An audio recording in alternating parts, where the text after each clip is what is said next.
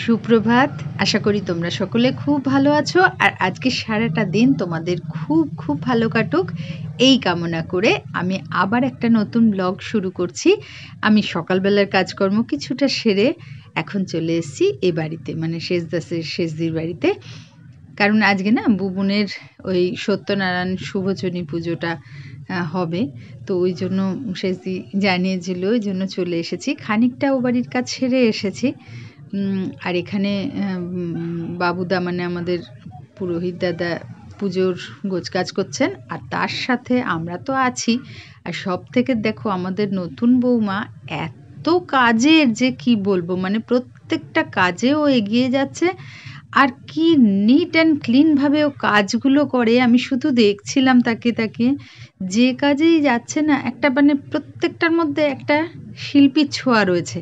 আর এখানে দেখো হাঁসগুলো আঁকছে, নিমেষে এঁকে নিচ্ছে। এখানে তো ক্যামেরায় ঠিকভাবে ধরতে পারিনি, কারণ হচ্ছে এখনও শুকোয়নি বলে কালারটা আসেনি। এক টানে এত সুন্দর সুন্দর হাঁসগুলো এঁকে ফেলছিল। আমি তাই বলছি ও যদিও খুব সুন্দর আঁকে, যাই হোক শুধু আঁকা নয়, অন্য কাজগুলো মানে পুজোর যে কাজগুলো সেগুলোও দেখছিলাম এত সুন্দরভাবে। প্রত্যেকটা জিনিসে একটা শিল্পের ছোঁয়া রয়েছে ওর মধ্যে। আর এবার আমরা পুষ্পাঞ্জলি দিচ্ছিলাম।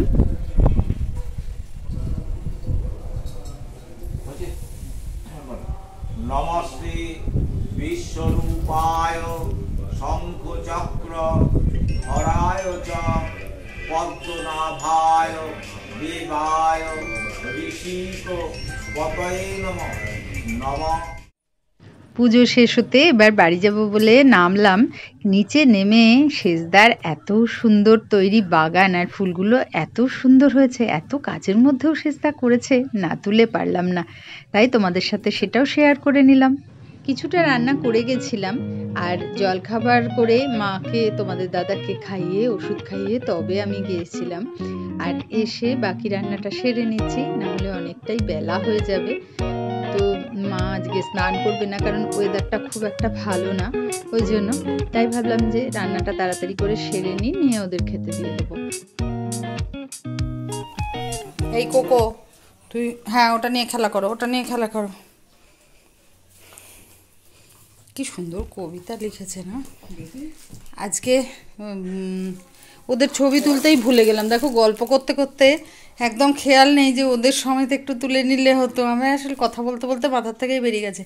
এগুলো সব তুলনার বাবা লিখেছেন, আমাদের বেআই মশাই আমাদের মানে তত্ত্বের সাথেই মানে কেটে দেবে শিগগিরি। দাঁড়া খুড়ি শাশুড়ি মোর দিশারি তুলনা কোথায় পাই, আশীর্বাদ নিতে তার অন্তর থেকে এই ডালি সাজাই।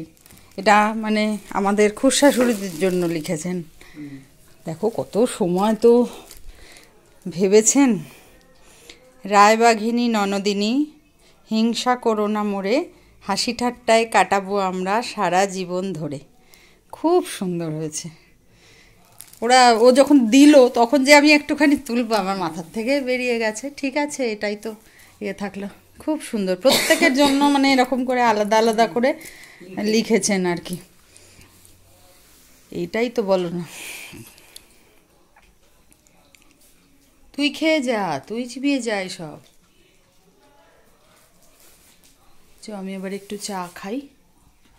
এখন একটা এমন মানে ওয়েদার না ঠান্ডা না গরম, চাদর গায়ে না দিলেও থাকা যাচ্ছে না, একটু ঠান্ডা লেগে যাচ্ছে, আবার বেশিক্ষণ চাদর গায়ে দিলেও গরম লাগছে।